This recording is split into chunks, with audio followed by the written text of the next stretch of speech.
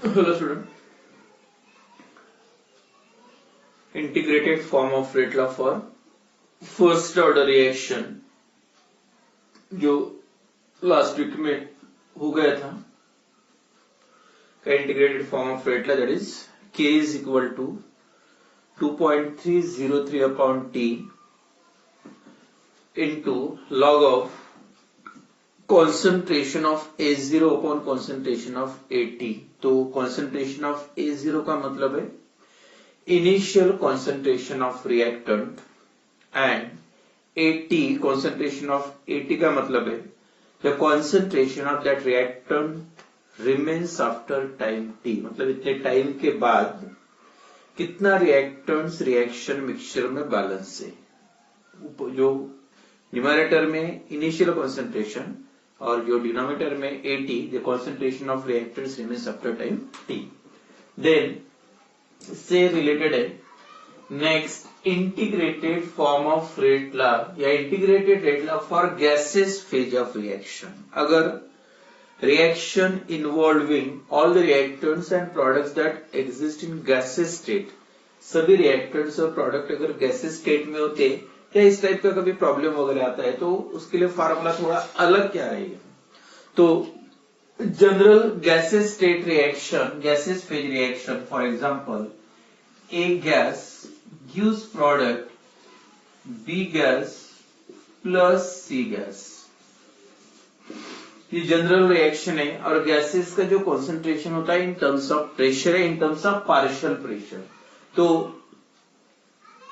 यहाँ पे जो इनिशियल जब अपने गैस ले आया था रिएक्टेंट्स कौन सा, रिएक्टेंट ए, इसका जो प्रेशर है इनिशियल प्रेशर मतलब जब रिएक्शन स्टार्ट किया था तब का, मतलब when t is equal to 0, मतलब रिएक्शन स्टार्ट हुआ ही नहीं, initial concentration in terms of pressure and therefore the initial pressure of suppose reactant A, for example ऐसे कंसीडर करो Pi with the initial pressure of reactant A का initial pressure है, मतलब when t is equal to 0, या बोल सकते reaction start होने के पहले शुरुआत में ए का प्रेशर मतलब गैसेस के लिए कॉन्सेंट्रेशन, तो उसका प्रेशर कितना था Pi।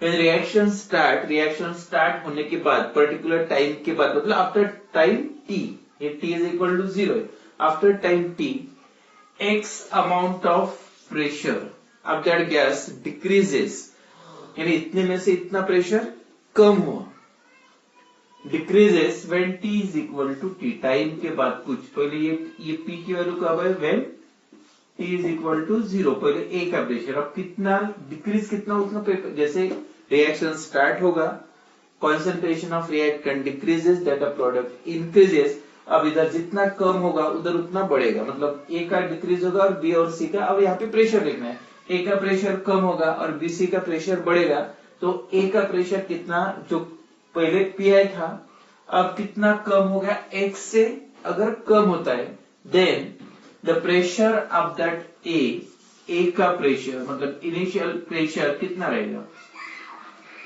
आफ्टर टाइम t के बाद, तो पहले कितना था Pi कितने से कम हो रहा, that is x, this is suppose this equation number 1। तो इतने से प्रेशर जो है Pa का प्रेशर मतलब रिएक्टेंट A का pressure after time t is equal to t है, तब प्रेशर कितना रहेगा, जितना पहले Pi था x से कम हो गया तो बचा कितना Pi minus x। Then at the same time जैसे इसका प्रेशर A का कम होगा तो कितना बढ़ेगा, इतना अगर x अमाउंट उधर जाएगा तो उतना B फॉर्म होगा, और जितने यहाँ पे रिएक्शन के हिसाब से 1 mole of A gives 1 mole of B plus 1 mole of C, मतलब अगर x इधर लॉस होता है तो उस साइड में जाएगा तो ये x मोल बनेगा, और ये मतलब इसका प्रेशर B का भी x रहेगा। Then the pressure of B और is equal to pressure of C, और इसकी वैल्यू कितनी है, दैट इज x, मतलब B का भी प्रेशर x है, C का भी प्रेशर x है, सेम ही रहेगा। देन द टोटल प्रेशर मतलब A का प्रेशर कितना होगा, Pi plus minus x, then total pressure मतलब P ऑफ रिएक्शन मिक्सचर, पूरे रिएक्शन मिक्सचर का प्रेशर, मतलब because of pressure exerted due to the presence of A, B and C, A का कितना है P I minus X, B का कितना है एक्स, सी का भी same, therefore total pressure of this reaction mixture is equal to A का है P I minus X, B का एक्स और सी का भी कितना है एक्स। कितना हुआ है plus x minus x cancel, that is P is equal to P I plus x, therefore x is equal to P minus P I. Clear? P I को अगर वो साइड में लागू तो x is equal to P minus P I, suppose is equation number 2 for example. Now putting the value of x in equation number 1, मतलब P का pressure कितना balance रहा होगा जब पर्टिकुलर टाइम के बाद। तो यहाँ पे एक्स की वैल्यू निकल लो, एक्स की वैल्यू यहाँ पे पुट करोगे तो क्या है equation, therefore P A is equal to P I minus X, और एक्स की वैल्यू अपने यहाँ पे निकालिए पी आई माइनस पी आई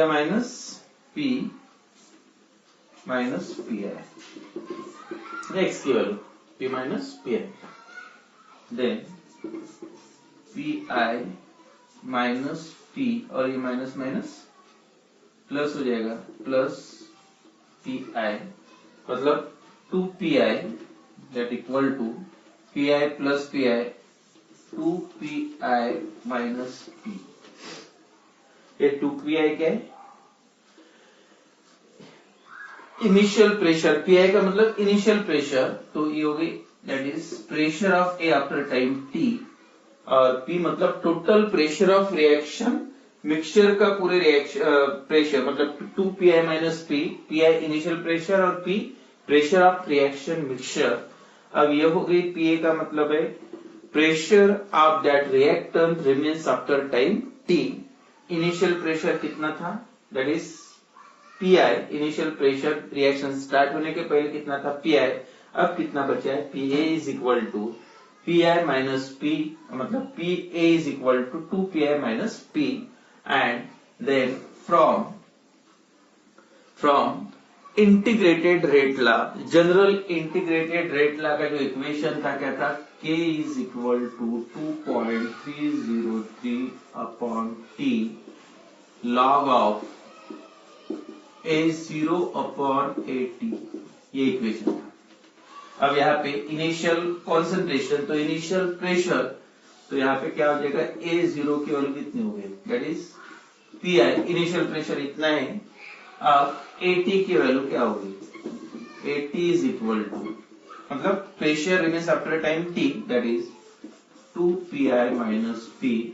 अब ये A0 और AT की वैल्यू पुट करो, that is K is equal to 2.303 upon T log of initial pressure P I और pressure remains 2 P I minus P. तो ये है एक्सप्रेशन या integrated rate law for the gases phase of reaction. बस इतना ही है, जो P है ये पी आई का मतलब क्या, इनिशियल प्रेशर जब रिएक्शन स्टार्ट किया था तब, और P का मतलब है ये पूरे रिएक्शन मिक्सचर का, जितने भी रिएक्शन मिक्सचर में जितने भी रिएक्टेंट्स हैं, प्रोडक्ट्स है, सबका टोटल जो प्रेशर है वो कौन सा है P, और Pi का मतलब जब रिएक्शन स्टार्ट किया था तब उसमें सिर्फ रिएक्टेंट्स था रिएक्शन मिक्सचर में, उसका प्रेशर मतलब Pi, and T time for this change, and K is the rate constant of reaction. ये integrated form of rate law for a gaseous phase of reaction, and that reaction is again first order reaction। तो first order के लिए general rate law था ये, और अगर gases phase का specially पूछते हैं बस ये थोड़ा चेंज करना है, पी और पी मतलब पी की value pressure of reactant after time T, और इनिशियल प्रेशर मतलब पी आई, ये वैल्यू पुट करके वही इक्वेशन लिखना है। तो इस टाइप से यहाँ पे जो फर्स्ट ऑर्डर वाला रिएक्शन था यहाँ पे कंप्लीट हो गया, और इसी के बेसिस पे कुछ न्यूमेरिकल्स है जो टेक्स्ट बुक में दिया है ट्रायलिस करके, वो न्यूमेरिकल्स या उसके बाद में वो लेंगे। Before that, in the first order reaction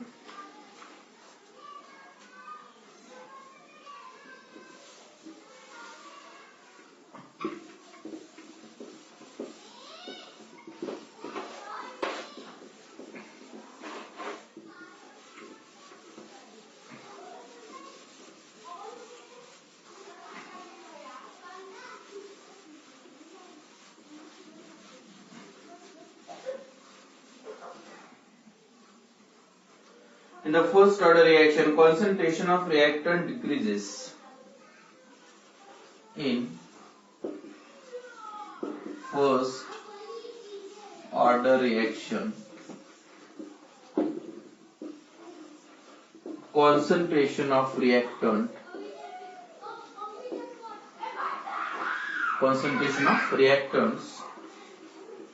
decreases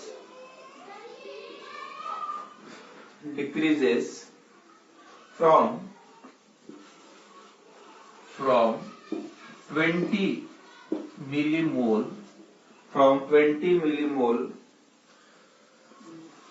per dm cube to, पहले कितना था 20 मिलीमोल टू 8 मिलीमोल पर डीएम क्यूब, मतलब पहले इतना था प्रेशर कंसंट्रेशन, अब कितना बचे 8 in 38 minutes. What is the half life of reaction? What is the half life of reaction? Reaction का हाफ लाइफ पूछा है, और दो फॉर्मूले ये प्रॉब्लम्स के लिए, पहला वाला जो अभी लिखा था मैंने, K is equal to 2.303 upon T into log of initial concentration upon concentration remains after time T, मतलब A0 अपॉन AT। तो इससे आप K की वैल्यू निकाल सकते हैं, अगर K की और कॉन्सेंट्रेशन इनिशियल और फाइनल दिया है तो T की वैल्यू निकाल सकते हैं। लेकिन हाफ लाइफ पूछा है, तो हाफ लाइफ का एक लास्ट में मतलब लास्ट क्लास में हुआ था, K is equal to 0.693 upon T half, या T half is equal to 0.693 upon K। तो ये दो फॉर्मूले का यहाँ पे यूज करना है। तो सबसे पहले क्या पूछा है, देखो what is the half life of reaction. Half life अगर निकालना है तो आपको ये जो फॉर्मूला यूज करना है, T half is equal to 0.693 upon K। लेकिन उसके लिए सबसे पहले आपको वैल्यू किसकी निकालना पड़ेगा, K की, और K की वैल्यू निकालना है तो उसके लिए आपको यूज करना है ये जो initial concentration, final concentration, time भी दिया है, तो इसलिए from integrated form of first law, तो उसके पहले आपको इक्वेशन फार्मूला ये K is equal to 2.303 upon T log of A0 upon AT, ये फार्मूला। देखो इनिशियल कॉन्सेंट्रेशन 20 है, फाइनल कॉन्सेंट्रेशन बैलेंस कितना रहा 8, टाइम दिया है 38 मिनट, ये वैल्यू पुट करो, K की वैल्यू निकालो, बाद में K की वैल्यू यहाँ पुट करके प्रॉब्लम सॉल्व। तो कहां से स्टार्ट होगा, that is from integrated form of rate law, that is rate constant K is equal to 2.303 upon T and A0 upon log of A0 upon AT। तो calculate क्या करना है आपको, K की वैल्यू पहले A0 कितना है 20 मिलीमोल पर DM cube, then concentration remains decreases to, decrease होके कितना बचा 8, इतना बैलेंस रहा, मतलब 8 मिलीमोल पर डीएम क्यूब। देन T की वैल्यू कितनी की होनी, T 38 मिनट, इतने टाइम में 38 मिनट, ये मिनट्स में भी कर सकते, सेकंड में तो यूनिट आएगा K का पर मिनट आएगा, अगर सेकंड लगेगा पर सेकंड आएगा आंसर। अब निकालना क्या है, K is equal to question mark, ये मिल गया, बाद में आप T हाफ निकाल सकते। तो putting this value K is equal to 2.303 upon time 38 minute into log of कितना A0 की वैल्यू 20 और इसका 8, 2.303 upon 38 into 20 divided by 8, that is 2.5। अब 2.5 का अगर लॉग देखोगे 2.303 अपॉन 38, और 2.5 का लॉग आता है, लॉग ऑफ 2.5 0.3979, और उसके बाद सॉल्व करने से final answer k is equal to, k की वैल्यू आती है दैट इज 0.02411 0.02411 पर मिनट, अगर सेकंड होगा तो पर सेकंड। तो ये हो गई वैल्यू k की। लेकिन क्वेश्चन क्या पूछे, what is the half life, और हाफ लाइफ के लिए आपको सेकंड फार्मूला यूज करना है that is t half is equal to 0.693 upon k। और यहाँ पे k की वैल्यू जो अभी आपने निकाली है कितना है, is equal to 0.693 divided by 0.02411। तो अगर ये 3 डिजिट बढ़ा दोगे 693 लोगे 1 2 3, ये भी 1 2 3 मतलब नीचे आएगा 24.11 और उसका 693 डिवाइड बाय 24.11, तो इसका आंसर आता है 28.74 मिनट्स। ये हो गया final answer. Value of half life of reaction that is 28.74 minute. तो पहले आपने क्या किया, k की वैल्यू निकाली और k की वैल्यू निकालने के बाद t हाफ, या कभी कभी क्या होगा प्रॉब्लम में t हाफ की वैल्यू गिवन रहेगी और अगर k निकालना है तो आप डायरेक्ट निकाल सकते हैं, t हाफ दोनों की गिवन है तो एक 2 मार्क का प्रॉब्लम। इस टाइप का अगर है तो 3 मार्क्स के लिए न्यूमेरिकल प्रॉब्लम आता है। t हाफ का पूछा, एक दिया दूसरा निकाल सकते direct formula.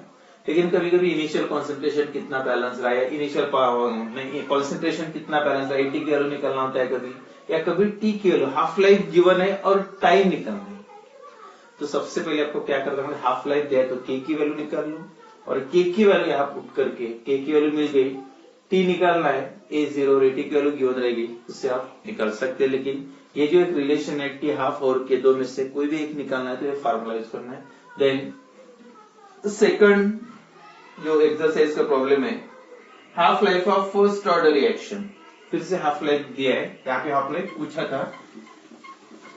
Half life of first order reaction is 1.7 our.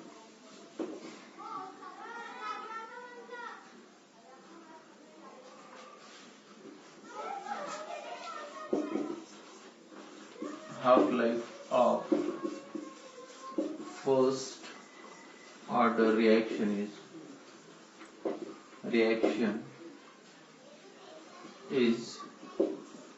1.7 hours.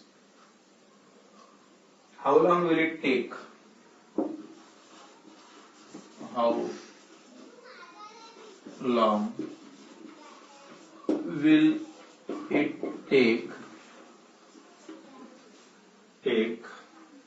for 20% of reactant to react, 20% of reactant to react। पहले प्रॉब्लम देखो क्या पूछा है, the half life of reaction, जो उसके पहले मैंने बताया था हाफ लाइफ दिया और टाइम पूछा है, और इनिशियल और फाइनल कॉन्सेंट्रेशन डायरेक्टली नहीं है लेकिन इस टाइप की जब भी परसेंटेज में दिया रहेगा तो याद रखो परसेंट फॉर्म में पूरा इनिशियल और फाइनल लिखना है। The half life of first order reaction is 1.7 hour, T half की वैल्यू गिवन है। How long will it take for 20% of reactant to react, मतलब 20% रिएक्टेंट रिएक्ट होने के लिए कितना टाइम लगेगा। तो 20% रिएक्ट हो रहा तो बैलेंस कितना परसेंट बचेगा, दैट इज 80%। तो इनिशियल जब भी परसेंट में प्रॉब्लम रहेगा तो इनिशियल कॉन्सेंट्रेशन मतलब A0 की वैल्यू इज ऑलवेज 100 और बैलेंस कितना है 20% रिएक्ट होने के लिए कितना टाइम लगेगा था, 20% जाएगा तो बैलेंस कितना बचेगा, दैट इज 80। मतलब 80 जो आंसर रहेगा वो किसकी 80 की वैल्यू, मतलब concentration of reactor remains after time t, और A0 की वैल्यू आएगी 100 और t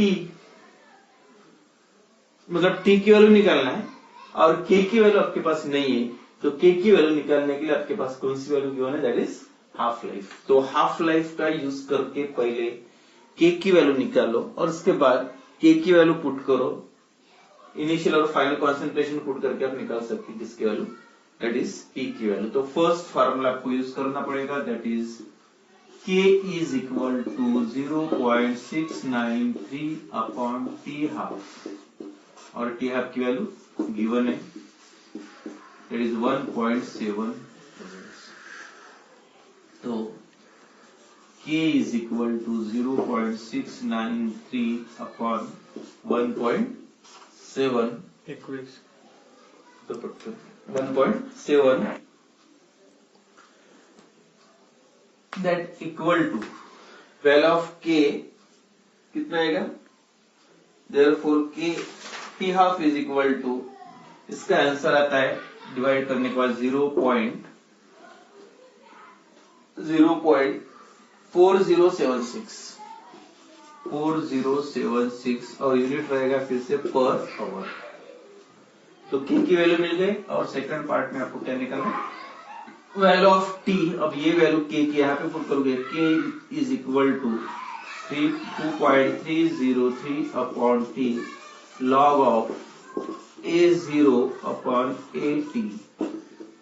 फिर से K की value 0.4076 is equal to 2.303 upon T निकालना है, लॉग ऑफ, अब यहाँ पे A0 की वैल्यू इज इक्वल टू 100 और AT इज इक्वल टू आपको लिखना पड़ेगा 100 माइनस 20, क्योंकि 20 डिकम्पोज होने के लिए, लॉस होने के लिए, रिएक्ट होने के लिए, तो यहाँ पे बचेगा 80। तो लॉग ऑफ 100 अपॉन 80 क्या होगा, T is equal to 2.303 upon 0.4076 into log of 10 divided by 8, 1 point कितना आएगा,